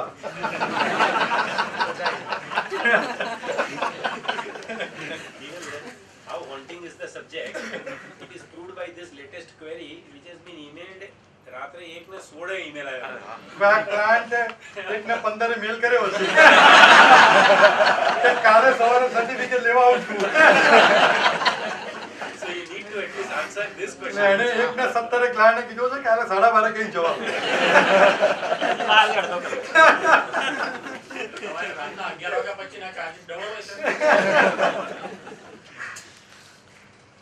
Payment in foreign currency to shutter stock in respect of online purchases of images. If it is a pure purchase sale transaction, answer is no. If it is a right to use, answer is yes. Payment in foreign currency to Dropbox in respect of cloud storage device subscription, service subscription what we discussed earlier. If it is a standard facility, answer is no. And if you want to know standard facility, there is a good judgment of Madras High Court SkyCell Communication 251 ITR. And after reading that judgment, just give me a call. Why are you not deducting TDS on Vodafone, Bharti, BSNL payment? Sir, but for Dropbox, wouldn't it be very similar to the web server hosting space that I take? Because hosting space is exactly the same as is Dropbox. Dropbox is just... So, to be honest, I am very poor on technology. So what is Dropbox, what is GoDaddy, I don't know. If it is a pure server hosting charges, then answer is yes. If it is a subscription for a standard facility, answer is no. So I do not know, to be honest. सर्वे फी હોય એના ઉપર સર્વે fee નું payment કેવી કઈ સર્વે fee insurance નહીં સર્વે fee સર્વે સર્વે કરીએ ને market survey is taxing market services. Survey fees is taxable under tax 917 unless you go out of a treaty. And there is a Bombay Tribunal good judgment B4U Holdings Limited, which has also hold that after the amendment of extension 456, unless the treaty is amended, treaty will override. So that clarity is also now there, because department was taking a view that once the explanation has been inserted, treaty is also override. But that is not correct. Bombay Tribunal has already taken a view. If a pen of the deduct is not available at what rate? Section 195. As I told you, section 206AA subsection 7 read with rule 37BC. Rule 37BC says name, email ID and a contact number of the non-resident, address in the country or a specified territory at which deduct is a resident, a certificate under TRC, which is tax residency certificate, and a tax identification number like social security number or any other, like we have a PAN. So whatever is the identification number in the respective countries, these 4 details are required for deducting TDS without attracting 20% under 206AA.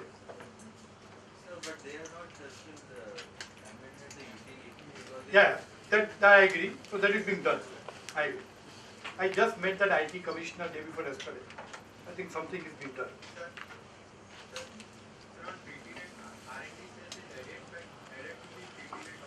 Who? R&D in a treaty has nothing to do. R&D is you pay to Azure Bank.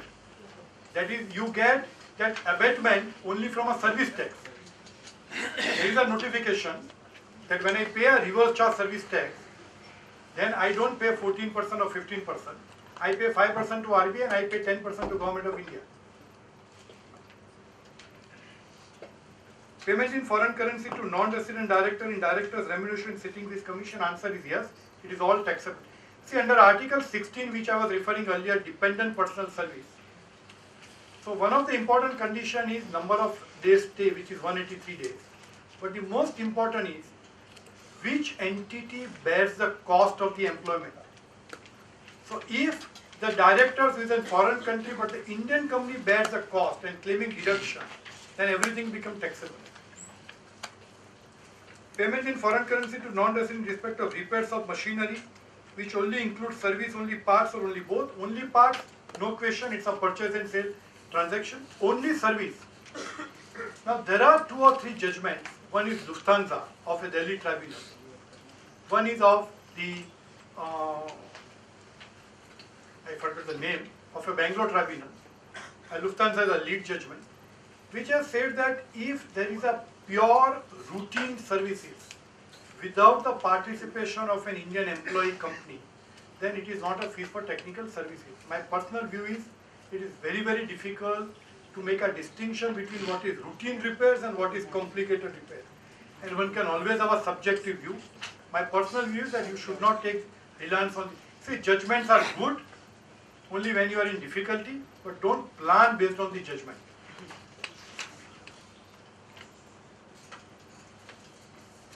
So there is a judgment which is against this. Lufthansa is a Sahara Airlines, which says that if the nature is a specialized repairs, then it would fall into. Now what is specialized and what is routine? Only tribunal would know. Interest paid to a foreign subsidiary, it is taxable. It is an interest for the purpose of business in India. Payment in foreign currency of salary to non-resident for services provided outside India are not taxable. If I have an employee in Thailand and I am making a payment for a marketing services agent is an employee, it is not taxable. Yes, I will have to comply Provident Fund Act, I will have to comply ESI, but TDS is not applicable. And I will have to demonstrate that there is an employer-employee relationship. So one has to take a call, because many people ask me a question that let me make a consultant. If I make a consultant, then it is taxable under 917 and therefore 10% TDS. But I don't want to deduct TDS, so I will have to make him an employee. If I make him an employee, then I have a social security obligation. So one will have to take a balanced view that overall what is cost effective. Payment in foreign currency for incorporation of a foreign subsidiaries, answer is no, it's a reimbursement of an expenses. Or if it is a consultant, then take a treaty benefit, take a TRC and not deduct, or you take an independent personal service article under Article 15 and not deduct it, but subject to TRC. Payment in foreign currency for payment charges of the goods exported, answer is no, it's a business transaction. Payment in US dollar for domain for a website booking for a foreign company for a firm in India, answer is no. Domain purchase, no. Payment for purchase of material for trading purpose from China, answer is no. Payment to consultant in Dubai for recruitment of staff in Dubai for a branch office in Dubai. Under 915, 916, 917, if I have a source of income outside India for the purpose of business outside India, then not taxable. So, if I have a Dubai branch, which is a permanent establishment or a branch in Dubai, and I pay technical fees, I pay interest, I pay consultancy charges for a branch in Dubai, it is not taxable because I am making a payment for a source of income outside India and therefore not taxable. Payment of interest in US dollar for loan taken in US from a person or company not a citizen, irrespective of citizenship, irrespective of place of residence, if it is utilized for the purpose of business in India, taxable. We have made payment to non-resident for foreign exhibition, fabrication of both expenses, we already dealt with.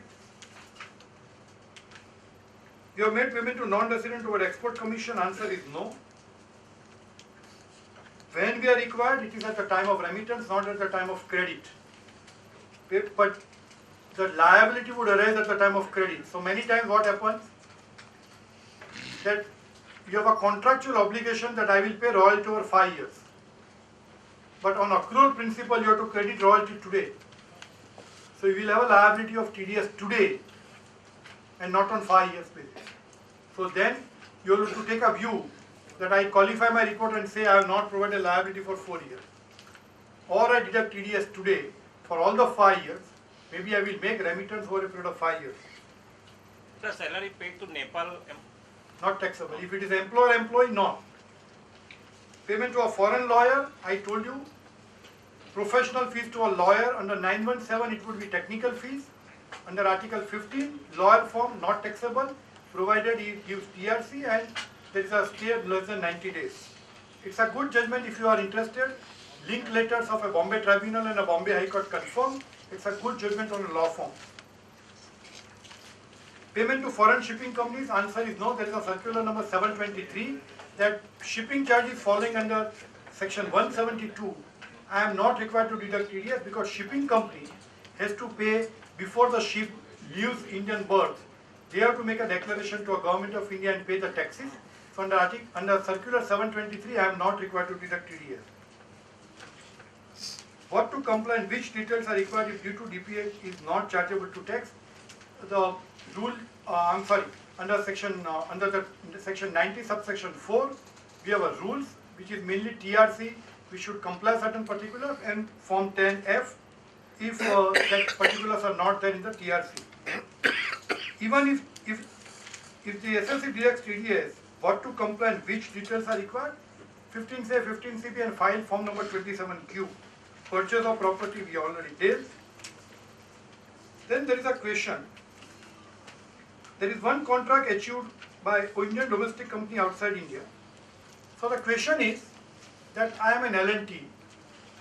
I get a contract in Singapore for construction of a bridge. For construction of a bridge, I hire 5 local parties in Singapore, Malaysia, and Bangladesh for construction of that bridge. The payments are made by L&T India to those 5 consultants. Am I required to deduct TDS? If that project of construction of a bridge is either a branch, project office, permanent establishment, and therefore I am able to establish that it is a source of income outside India, then answer is no. But if it is a small repair work, small consultancy, and I hire a third party outside India, and if my source of income is not outside India, I will have to still comply Indian law for the purpose of making a payment to those third parties. So one will have to examine that what is that project which I am doing in Singapore. Is it a project office? Like all these foreign companies doing a road construction project in India, bridge construction, they all have a project office in India under FEMA, and they all have a place of residence in India. They all pay tax on as a branch in India on a foreign company basis, which is 42%, and therefore one will have to comply that law.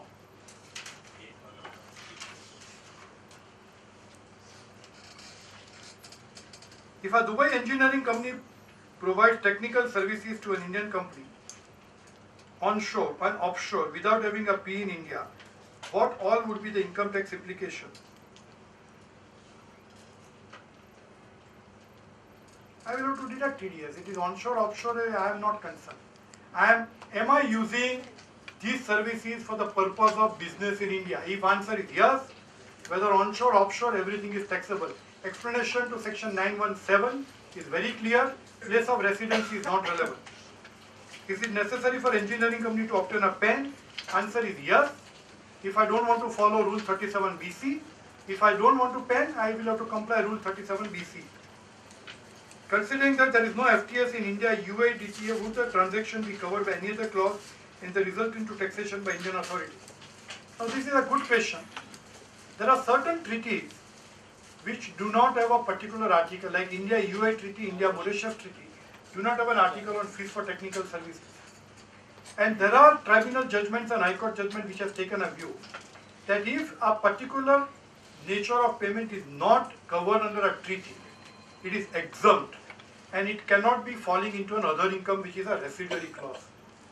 And therefore, it is not taxable in India, and therefore you can remit payment without TDS subject to compliance of section 90 subsection 4.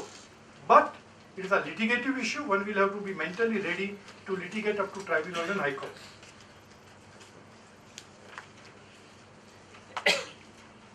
Mukesh कोई प्रश्न रहा है तुम्हारा? बताइए क्या?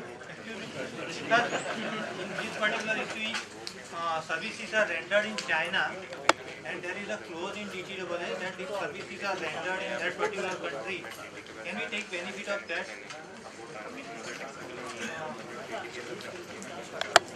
If services are rendered in China, by whom? By Chinese. For what? For utilizing of services in India. For designing a plant or whatsoever. Where is the location of the plant? Plant is in India. Yeah. Then it is taxable. But in China DTAA, there is a clause that if services are rendered in China, then that will override.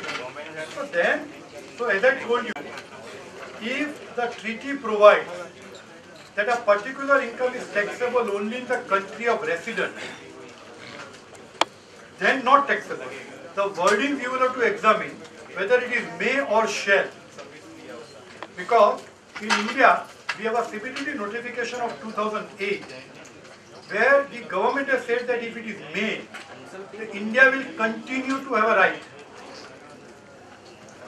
Like India-Mauritius Treaty, what is the benefit today?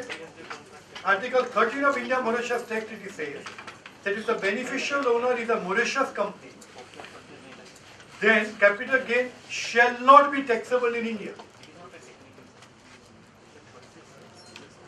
So if I do not know the wordings of China Treaty right now, But if China treaty says that the services rendered in China would be taxable only in the country of residence, then treaty overrides. Thank you. Sir, if I have a design that is done for me, for a product which is I'm going to totally import, the thing is entirely manufactured outside, I'm just going to import, but it's custom made for me. And the labeling and everything is done as per the regulatory laws in India. But the designing is done. Now maybe I import blank containers and then I print the label here and get it on those things. So is this design service taxable? 100%. So even if and if I get the labels from the So if you get labels and it is a pure purchase sale transaction, then answer is no. But the label is customly designed for me. It is fine. You already have a position under 194C. That Godrej judgment, that if somebody manufactures the packing material on my instruction, and 194C has a provision, that if I supply material, then it falls into 194C. But if he buys from a third party, and there is a purchase sale transaction, then 194C does not apply. Same principles. And there are Bombay High Court good judgments. Classic one is a Godrej judgment. And the same for design, there's this Ahmedabad Tribunal syntax judgment. Syntax judgment is a bad judgment. Okay, so I don't think that is a correct principle. But so in a judiciary, one will have such judgment. Like in a commission, you have two judgments of SKF Boiler and Raju Malhotra, two AR judgments which are against us. The Raju Malhotra judgment of AR says that the mere credit, since the goods have been exported from India, the accrual also is in India. Now, which is completely wrong. There is an SKF Boiler judgment of an AR which also follows the same principle. So both are bad judgments. So one will have to litigate, but that's a part of the practice. Sir, in case of advertisement through Google or Facebook, whether we have to file 15 civil form or not, then whether company has to file 15 CA? No. 15 CA, 15 CP is not applicable. There is a rules for equalization levy. Payment deducted by gateway for receipt of the payment from the customer, and like a bank charges, it is taxable. Bank charges people has deducted some charges. So bank charges is a service transaction. No, it is a people. Whosoever. Payment gateway. Whosoever. Bank charges is not an interest. Is it not a service or technical marketing managerial? Is it not a royalty? It's a business transaction. It is his business to provide a gateway services and for which he charges. So that is why my request is, first question is, what is the character of the payment? Sir, if foreign companies issue invoice to its wholly owned subsidiary in India, the bill consists of the technical expertise as well as the hotel fee, daily allowance, and insurance and other items.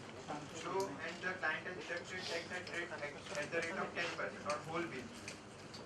So, department can take a view that for the technical expertise it is available at 10%, for other it is available at 30%.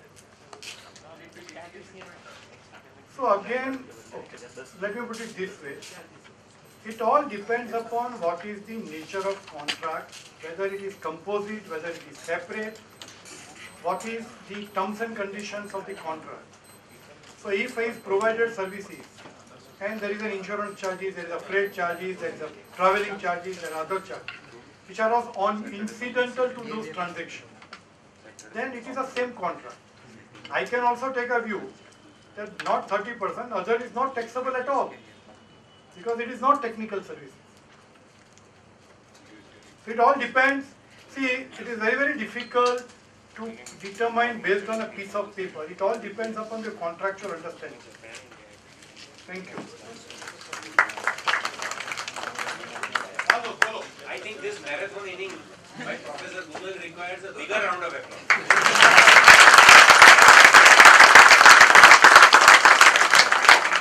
Sir, in case of foreign shipping services, here, so in case of foreign shipping services, all charges are exempt for tax deduction? The freight charges are exempt. Shipping company when they charge freight from India to Singapore port, under 172, there is a circular number 723 which exists. But if you make a payment for CNF charge, if you make a payment for a port charge, if you make a payment to that CNF agent, then it all falls into 194C. They are operating through subsidiaries in India, and they are giving a 197 certificate, exemption certificate, and in certificate mention all vessels name. Generally, all goods received differ other than mentioned vessel's name. Yeah, so since he has a subsidiary, he is an agent, and therefore he is taking certificate under 197. Because 172 is technically applicable only to a foreign shipping company. In this case, a foreign shipping company has formed a subsidiary. Somebody asked a question that I make a payment to an Indian Google and Google remits amount outside India. What happens? So in case of an agent situation, after the RBI permits you to form a subsidiary and create a principal-agent relationship, ultimately who is the beneficial owner? And therefore, he has taken a certificate under 197 because he would be compliant 172. Under 172, if you go to rules and the procedure, there are every shipping company before they leave Indian berth, you have to make a declaration before 10 days. You have to pay taxes, estimate the income. Section 44B and BB, there is 7.5% of the gross shipping payment on which you have to pay tax. I believe the whole lecture is too small.